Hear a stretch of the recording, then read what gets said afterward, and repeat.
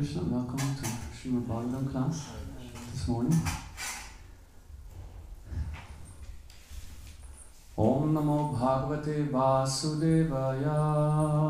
Om Namo Bhagavate Vasudevaya. Om Namo Bhagavate Vasudevaya. Om Namo Bhagavate Vasudevaya. Om Namo Bhagavate Vasudevaya. Om Namo Bhagavate Vasudevaya.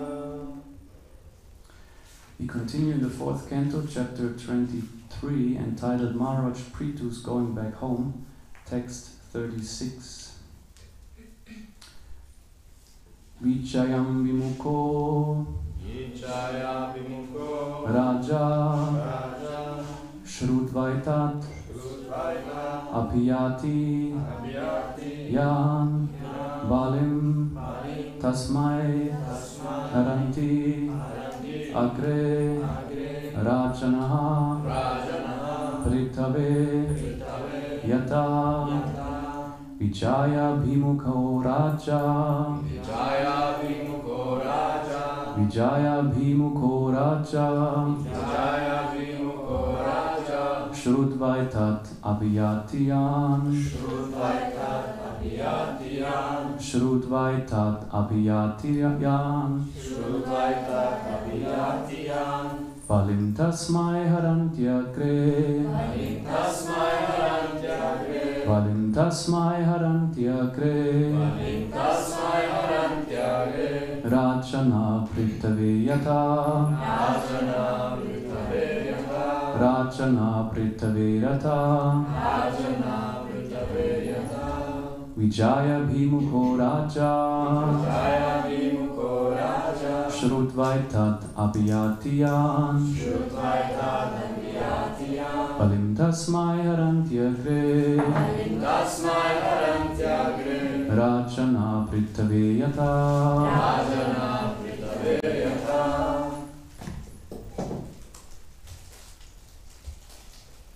Vijaya Vimuko Raja Vijaya Bhimukho Raja Shrudvaitat Abhiyatiyan Shrudvaitat Abhiyatiyan Balim Tasmai Harantyagre Balim Tasmai Harantyagre Rajana Pritave Yata Rajana Pritave Yata. Vaishnavis? Vijaya Bhimukho Raja Shrudvaitat Abhiyatiyan Balim Tasmai Harantyagre Rajana Pritave Yata Vijaya Bhimukho Raja Vijaya Bhimukho Raja Vaitat Abhiyatiyan Shrudvaitat Abhiyatiyan Balim Tasmai Harantyagre Balim Tasmai Harantyagre Rajana Pritave Yata Rajana Pritave Yata Vijaya Abhimukha.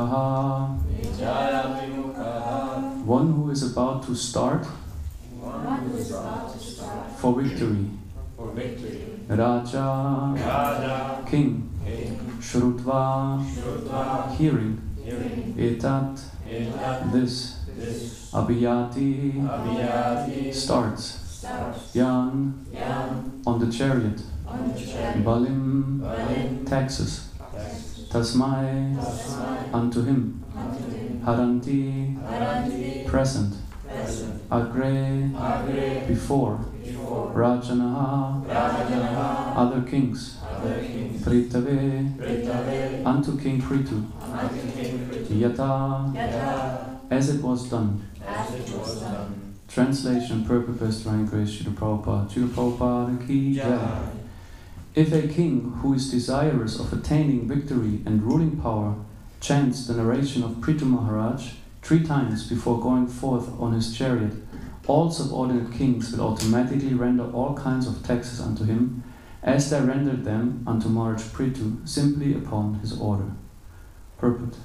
Since the Kshatriya king naturally desires to rule the world, he wishes to make all other kings subordinate to him. This was also the position many years ago when Prithu Maharaj was ruling over the earth. At that time, he was the only emperor on this planet.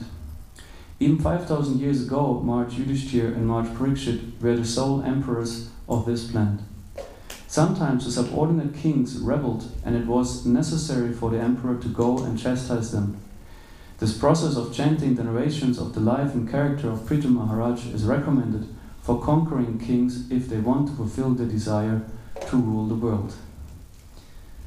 Om Ajnanatimrandasya Ganandana Shalakaya Jakshuram Militam Yena Tasmai Shri Gurave Namaha Shri Chaitanya Manobishtam Stapitam Yena Bhutale Swayam Rupa Kadamayam Indarati Svabharantikam Jaya Shri Krishna Chaitanya Prabhu Nityananda Shri Advaita Gadadhar Shiva Sari Gaura Bhaktavinda Hare Krishna Krishna Krishna Hare Hare Hare Rama Rama Rama Hare Hare Vagisha Yasya Vadane Lakshmir Yasya Chabakshasi Yasya Te Hridaye Samvit Tam Narasimham Maham Bhaje Pralada Hridayaladam Bhakta Vitya Vidaram Sharatindurachim Vande Parindra Vandanam Harim. If a king who is desirous of attaining victory and ruling power chants the narration of Prithu Maharaj 3 times before going forth on his chariot, all subordinate kings will automatically render all kinds of taxes unto him, as they rendered them unto Maharaj Prithu simply upon his order. When I first received the verse in purple, I was just wondering, what am I supposed to say in that purple? Then I thought of the newly crowned King Charles of England, who in the mature age of 73 enters the throne, and thought perhaps he might be interested in that verse in purport. Perhaps he has a desire to re-establish the British Empire and might want to give it a go and chant the narrations of King Prithu before mounting his Rolls Royce and heading out to politics. Yes, ancient times where kings were like still doing the battles themselves. That's an interesting aspect to look upon. Srila Prabhupada sometimes, in regards to such narrations, points out how the political leaders nowadays are practically cowards, not capable to fight the fights they start, and they send all kinds of soldiers and people, but they themselves are in some safe rooms and hidden, like covered by so many bodyguards, because they're not even capable of fighting. So Kshatriya actually means capable to protect. Kshat is the herd, and Triya to protect from. So actually Kshatriya should be able to be himself also fighting. One thing is the desire to rule the world. It's often something that is not very much glorified, actually. It's one of the big problems is that conditioned souls have. That they think, yes, world is mine, I'm about to rule and own it. We have personalities who not only go for the earth, but the whole universe. Srimad Bhagavatam describes personalities like Bali Maharaj, who's had a desire to rule over the whole universe, or like Hiranyakashipu, and they managed to do so for a while. But as also here the purport says, you will never be, uncontested. There will always be others who want your position. So it's not once attained you have it and you stay there. Once obtained you have to constantly defend it. You will always have many enemies who want the position of rulership. So it's actually not desirable to become a king like this, because you have to struggle a lot.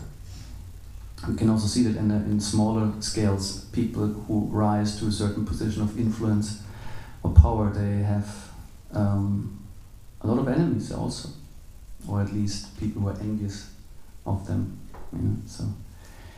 So therefore it's discouraged actually to have too much of material ambitions, because it comes along with a lot of undesirable suffering. I was thinking more of conquering in regards to our little,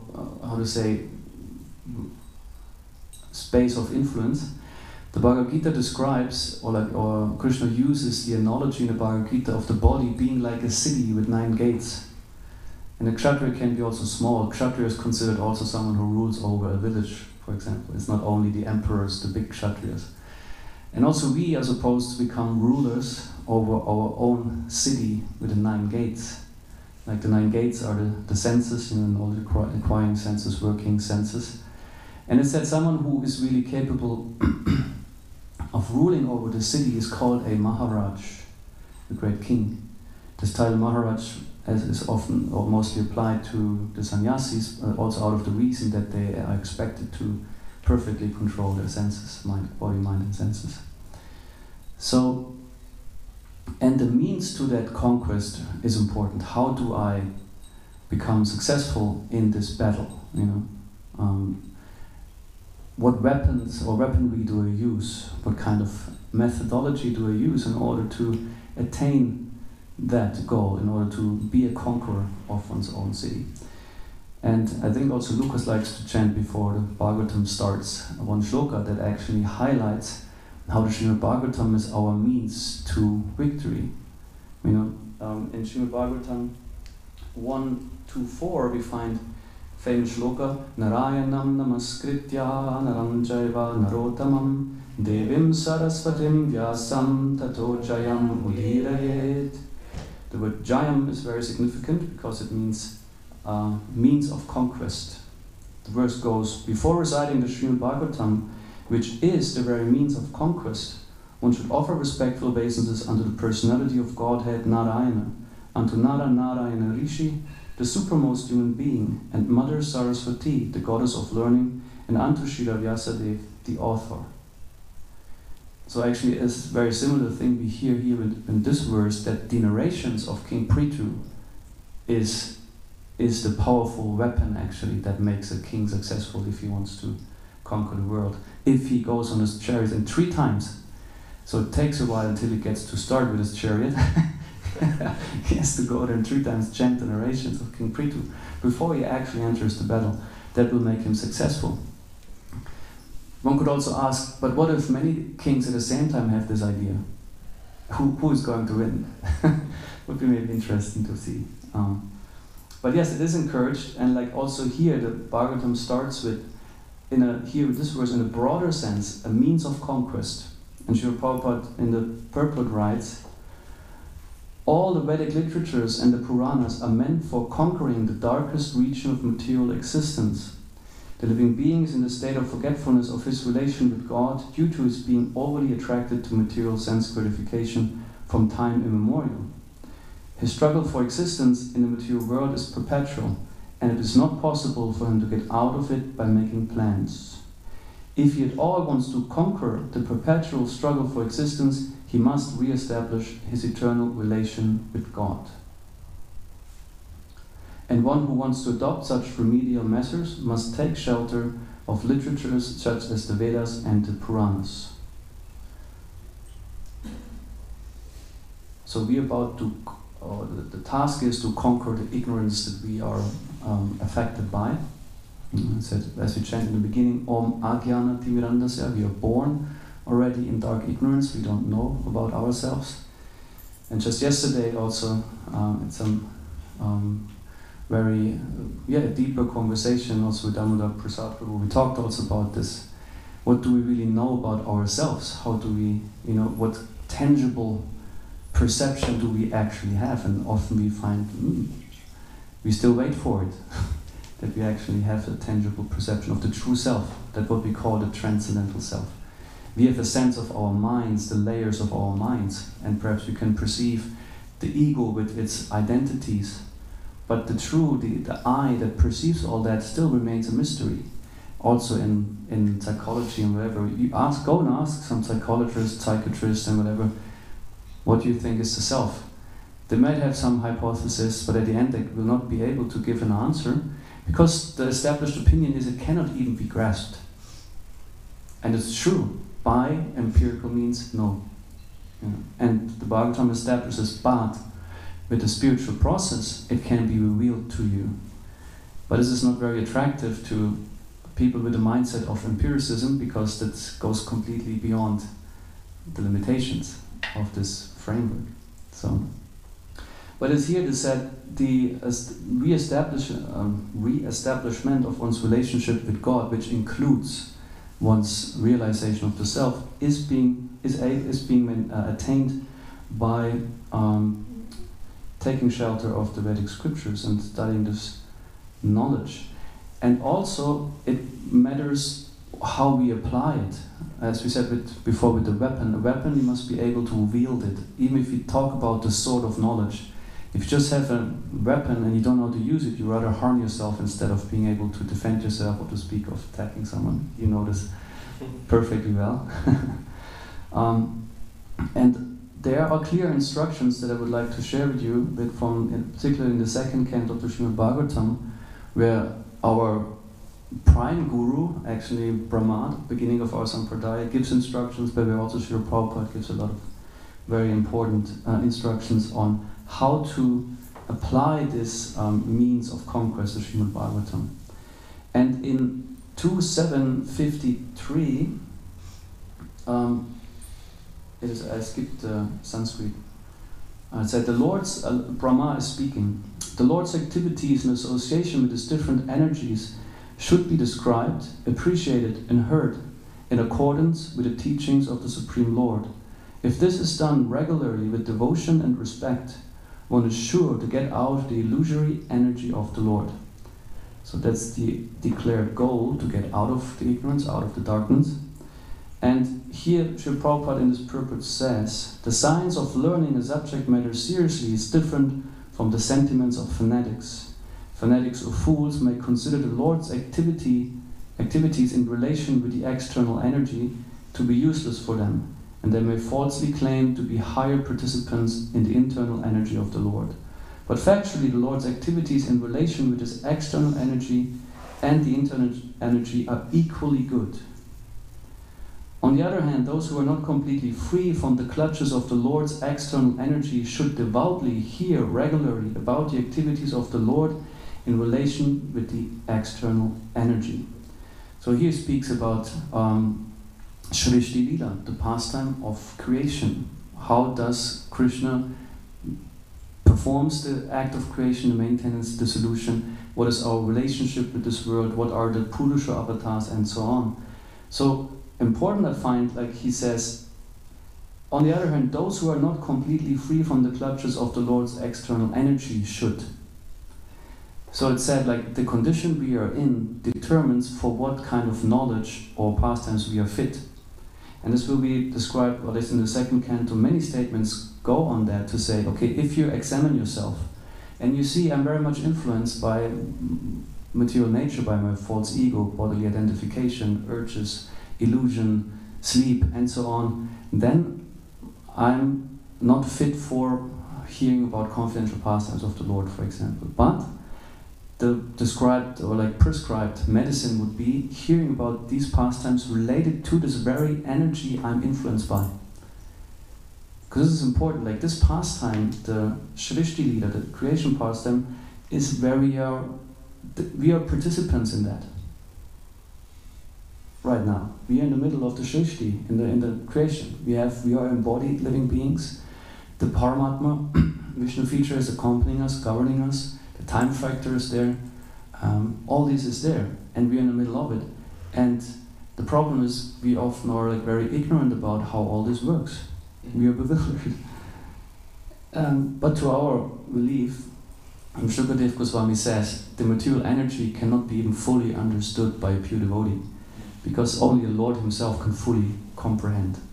But we can, to some degree, of course, create an understanding with the aim that this leads us out of the illusion.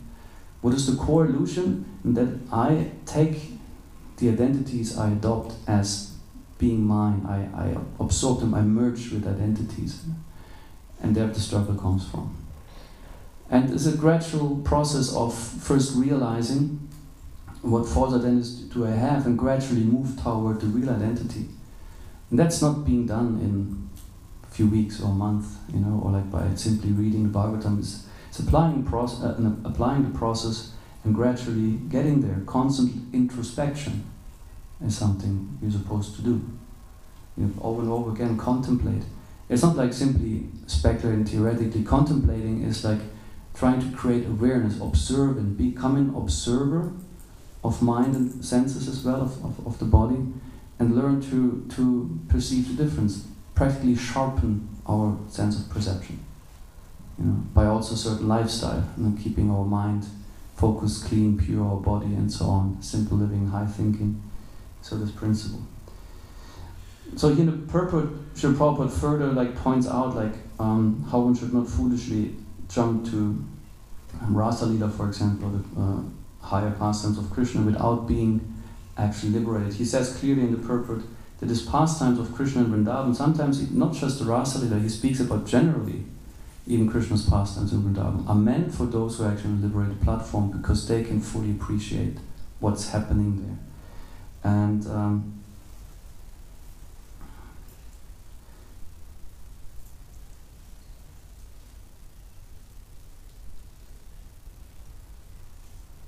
then maybe, yes, we'll come in another part because I don't read all the purports. But this is a very significant verse, I find, 2.7.53 in the purport. It's a bit longer. So we'll move on because I have time to take track of time. That's one thing in the material world. Always the time factor is breathing down our necks. It's no eternity and you can relax. No time is there. It's also an interesting expression. The tooth of time is, how to say, knocked. I mean, how we say this in English? Nine, yeah, on everyone, you know. So, in the second canto, Parikshit Maharaj is inquiring about this particular pastime, the Shrishti Lila, in the 4th chapter, and Srila Prabhupada makes very significant points in the purports. Here in 2.4.6, Prabhupada writes, Maharaj Parikshit did not ask his spiritual master Shukadev Goswami to narrate Lord Krishna's pastimes in Vrindavan. He wanted to hear first about the creation of the Lord. Shukadev Goswami did not say that the king should hear about the direct transcendental pastimes of the Lord. The time was very short, and naturally Shukadev Goswami could have gone directly to the 10th canto to make a shortcut of the whole thing, as generally done by the professional reciters. But neither the king nor the great speaker of Srimad Bhagavatam jumped up like the organizers of Bhagavatam. Both of them proceeded systematically so that both future readers and hearers might take lessons from the example of the procedure of reciting Srimad Bhagavatam. Here again he says, those who are under the control of the external energy of the Lord, or in other words, those who are in the material world, must first of all know the external energy of the Lord, how it is working under the direction of the Supreme Personality, and afterwards one might try to enter into the activities of his internal energy. Again, the same point stressed, which pastime is fit. Because for what audience, you know, for Krishna all the pastimes are equally, we will hear that for him there's no difference on a transcendental level. All his activities are transcendental pastimes, also the act of creation. According to the recipient, though, of the pastime, this might look a bit different. One might be higher, lower, and yes, I will share with you another verse. Then in 2.4.10,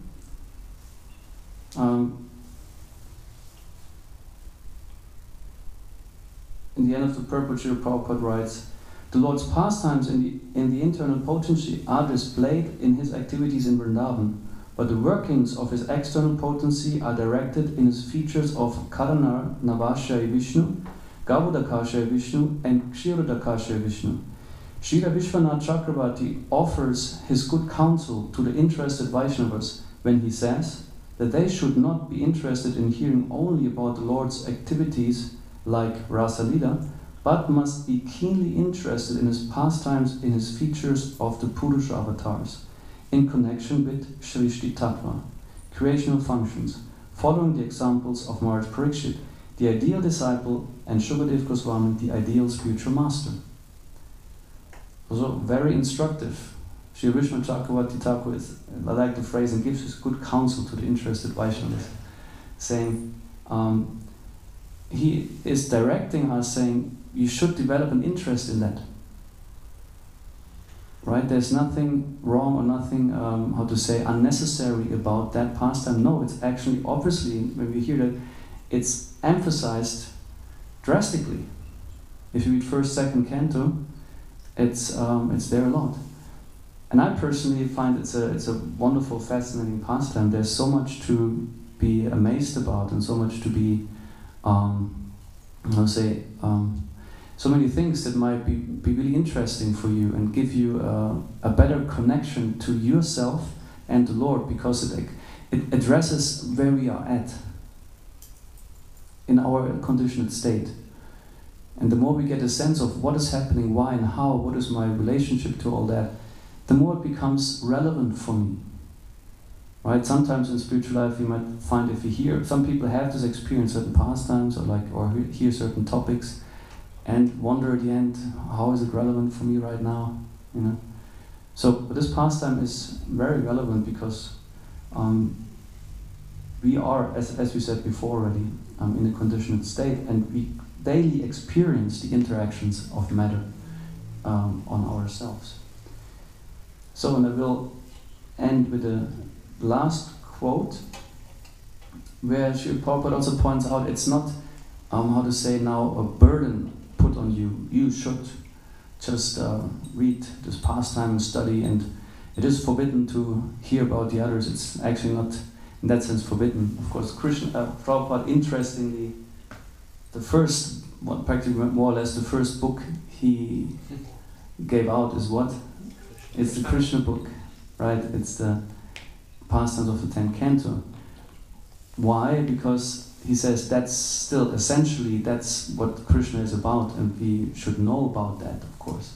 It's not we should be ignorant about the pastimes of Krishna, and at the same time say, yeah, Krishna. But what about him and his pastimes? No, we don't hear about that. Even in the introduction of the Bhagavad Gita, Srila Prabhupada talks about the 5 primary rasas. Shortly, introductory, he says they exist, and one should be aware that they exist, and not act like, oh no one is qualified to hear about it. It's mainly also about the speaker. He said if the speaker is qualified, coming from pure platform, the audience benefits. But also, of course, the audience must be qualified, but there's more emphasis actually on the speaker than on the audience. And in the Srila Prabhupada Lilamrita, it's explained how Prabhupada, in rather the early days when he founded ISKCON, there's some descriptions how he was in some Vaishnava families in India, stayed there for a while, and there was once a couple, and of course they inquired from him, please tell us about the pastimes of Radha Krishna, and so on, and he refused. Or like he tried to politely avoid it, and they insisted. And first he came from a point of, no, this is meant for liberated persons, and talk about that. And when they further insisted, he made an interesting move. He said, I'm not qualified to speak about it. Which is, I find an interesting approach. You know, first he said, okay, actually, you're not qualified to hear about it. and they insisted, he said, I'm not qualified to speak about it. I find it was sweet, the way he chose to deal with that. And here, he also points out it's not, because sometimes the impression is, that is also what we hear in 2753, that people think, the other stuff is kind of boring. The real juice is there in the pastimes of Krishna, or whatever, in the 10th canto or whatever. But here, in 2.4.24, in the end of the purport, Srila Prabhupada says, the pure devotees of the Lord, however, can equally relish the nectar in the form of profound philosophical discourses, relating to, for example, the Shrishti Lila, and in the form of kissing by the Lord in the rasa dance, as there is no mundane distinction between the two. This statement struck me first time I heard it. So he's saying, like, that the pure devotees enjoy equally when they have profound philosophical discussions about, might be Sankhya philosophy, equally as, would being kissed by Krishna in the rasa dance, being gopi, which is very confidential and esoteric. So pointing out, there's same transcendental Krishna, same transcendental pastime. So for one pastime, I would be fit, for the other not. That's the difference. There's no difference in pastime, it's a difference of what we say adhikar. So as back to the verse is encouraging, because here we are in the 4th canto, for example.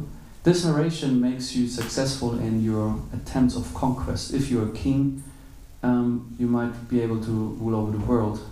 So what we talked about, if you use Bhagavatam in the proper way, the proper methodology, we might be able to conquer our own ignorance in terms of moving toward self-realization, becoming purified, and conquer the lower modes and rise to the higher modes. Hare Krishna. I will open here for comments and questions.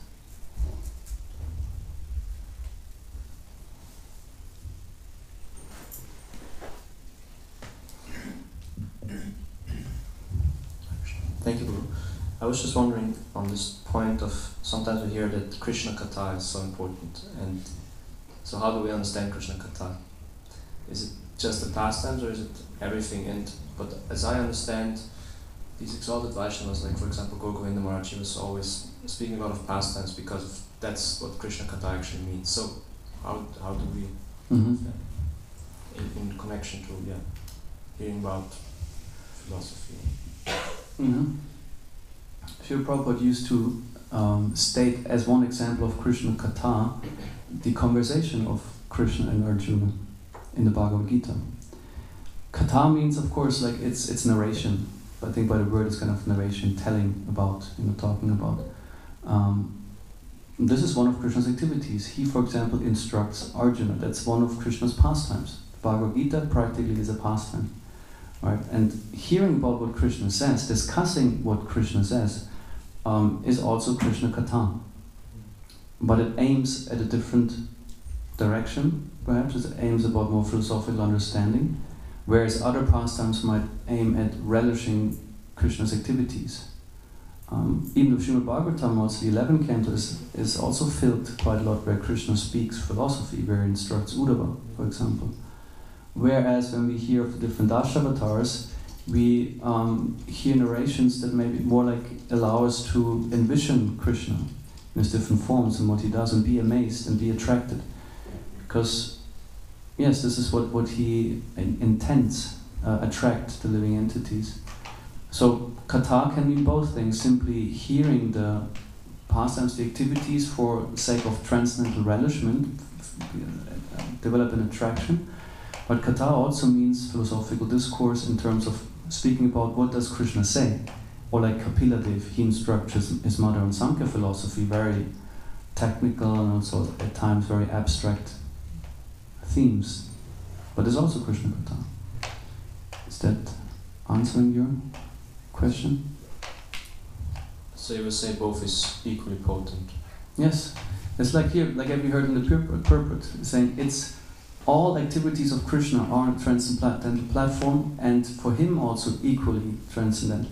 Of course, on a certain level, we hear, if you talk of the rasas, there are pastimes that involve more rasas or higher levels of rasas. So on that level, on a transcendental platform, there can be distinctions of how sweet is a pastime in regards to how much it is filled with opulence and respect, and where there's not too much intimacy comparatively. Yes, there we can say there are of course distinctions within that, but otherwise Krishna is always the same transcendental Krishna, even if he performs his pastime with the material energy or external energy. I think this is what Prabhupada points out in all his purports, to don't make an artificial distinction saying this is just material and not really something spiritual, but the other thing is. Krishna does nothing unspiritual. It's not possible. Everything Krishna does is spiritual, transcendental. And this is an important distinction we should make, that we don't mistake the pastime related to material energy as not so spiritually potent as what happens in Goloka Vrindavan, for example. Jagannath Baladev Subhadra ki jai. Shri Shri Gaura Nitai ki jai. Thank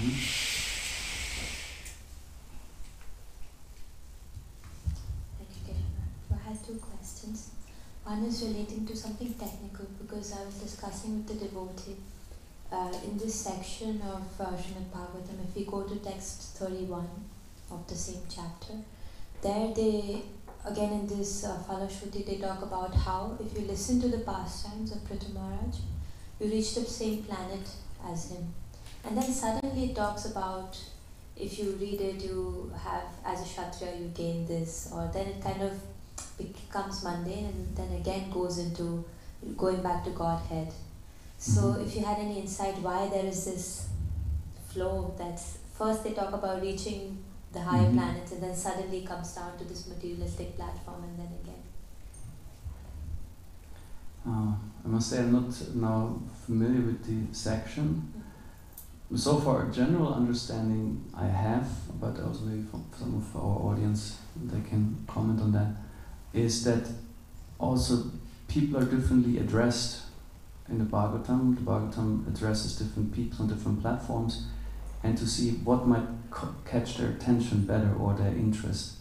So there might be an I forgot the English word, an incentive, something for that. Like if they hear like, oh, that has a benefit even within material frame, whereas others feel like I'm interested only in the spiritual benefit. But both seek benefits, and if you can get whatever the people, if you can get the fish on the hook with the other, you get this. So that's kind of, okay, that's my guess or understanding on it, but maybe someone might also comment on that. Because at the end, if you end up chanting Prithu Maharaj's pastimes, mission fulfilled, or? 3 times. 3 times.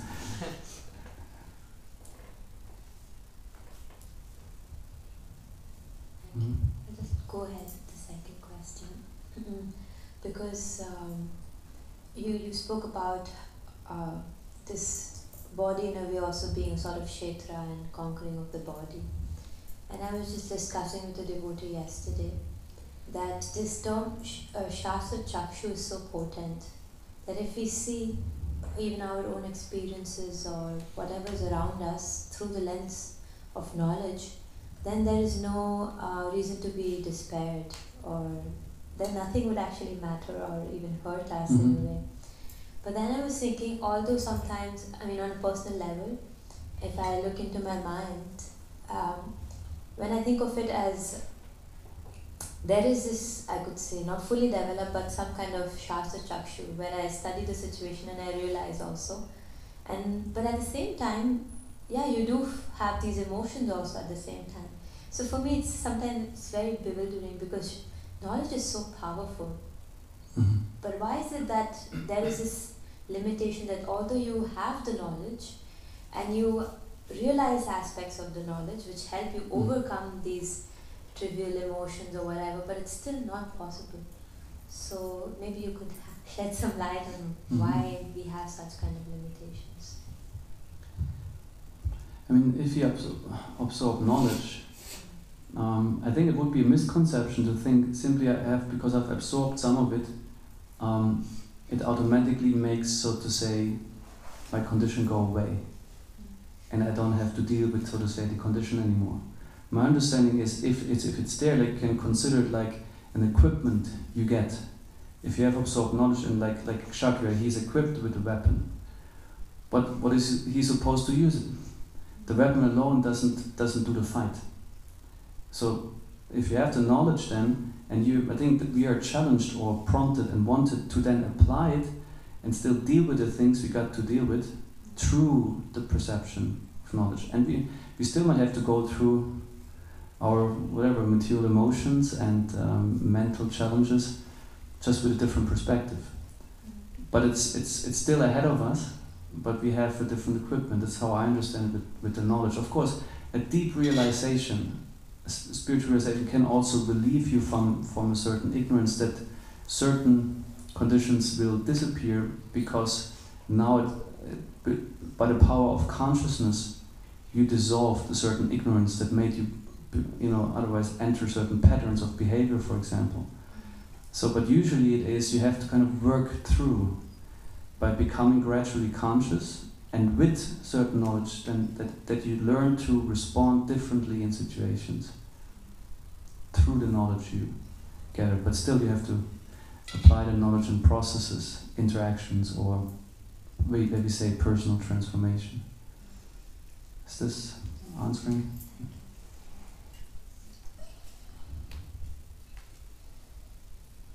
All right. Any more comments, questions? Oh, there also. Somebody else?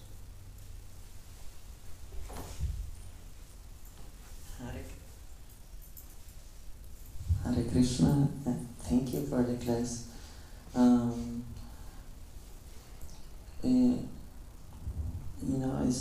It's important, to understand the point that, that pastime where Ram went to the forest and then he met the sadhus and they want to marry him, and now we can, next life.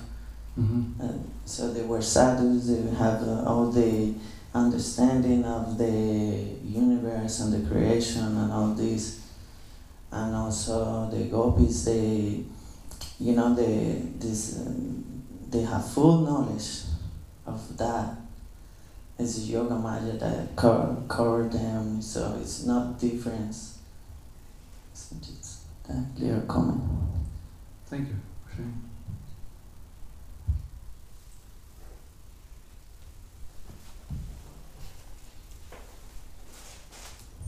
I had a question I wanted to ask Dr. Christian. He was here yesterday.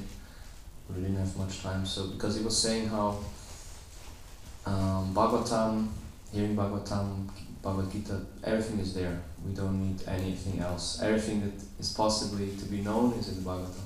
So then on a practical level, what does it mean? For example, somebody might ask, so how can I now build a house if I read Bhagavatam? Or, something like that. How do we understand this? Mm-hmm. How can we explain it? I mean, if you say everything is there, then of course I come from a certain perspective of what do I need to know. Of course, in the Bhagavatam there are 10 big topics mentioned, and quite a few address actually the creation. So just and the kings and so on, the Samambol and the absolute truth. So in regards, whatever you need to develop spiritually, it's there. And of course it doesn't tell you how to fix your iPhone and whatever, or how to build a house, as you say. But it gives you the overall perspective on life, on the world, that is required in order to deal in the best, spiritual or sattvic way with what comes your way in this life. So I would see it in this way. Bhagavatam gives you everything you need to develop spiritually or properly. It gives you all the knowledge. It's interesting, your Prabhupada gives also a concrete percentage of how much the jiva or the soul can know about God. It's 78% of all the possible knowledge. I have to quote some. So, of course, there is things we're supposed to know, and mainly what we're supposed to know is what is my spiritual identity and my relationship with Krishna and the relationship to the world, Sambandha Gyan as we call it. And this is all there. All the knowledge that matters for our spiritual development is there. That's what I would also say.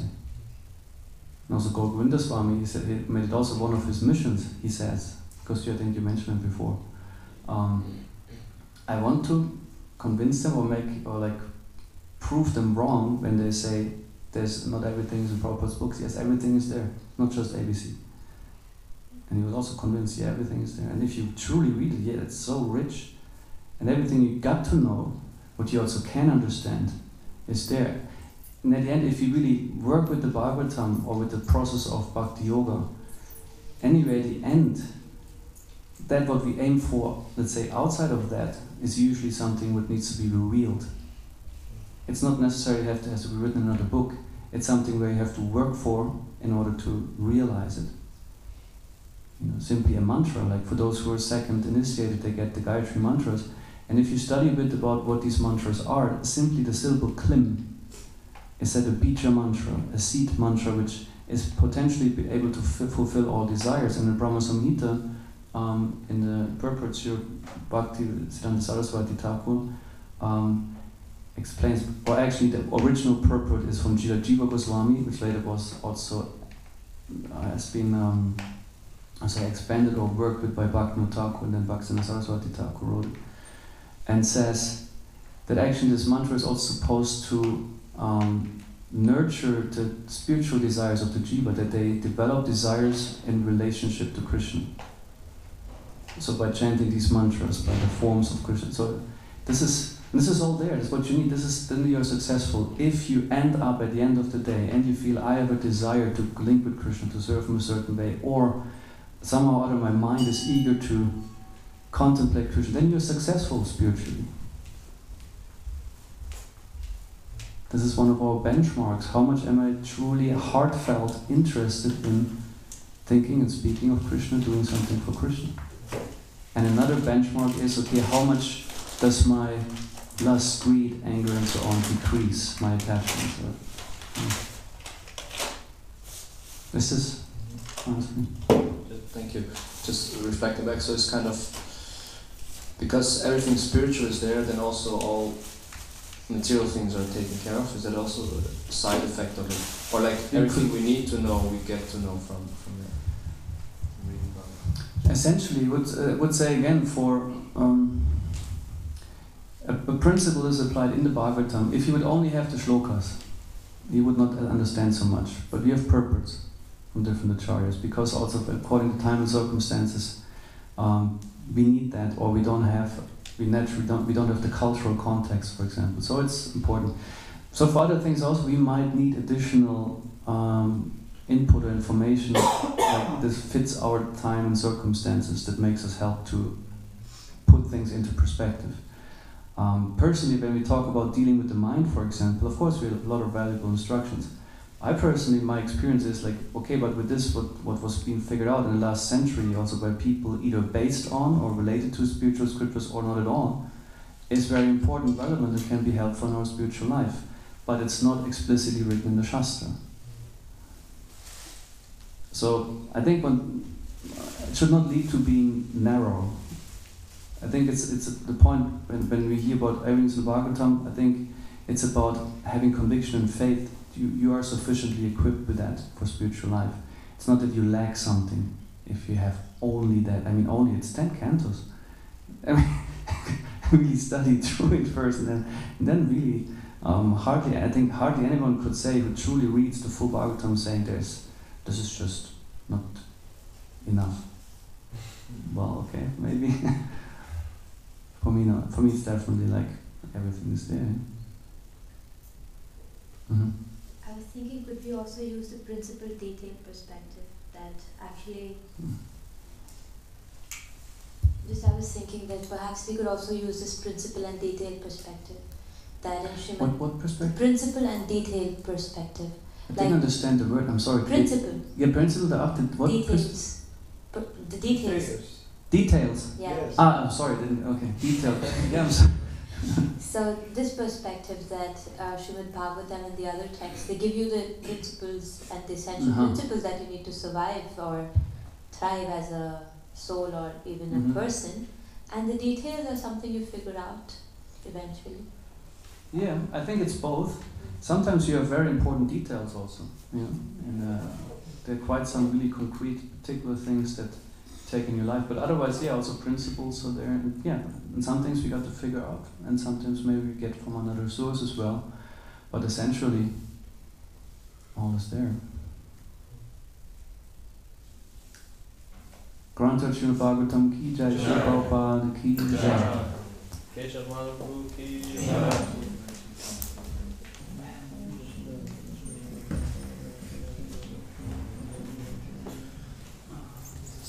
Use the buzzer. Und das hast du normal nicht gesagt. I was just thinking, this is probably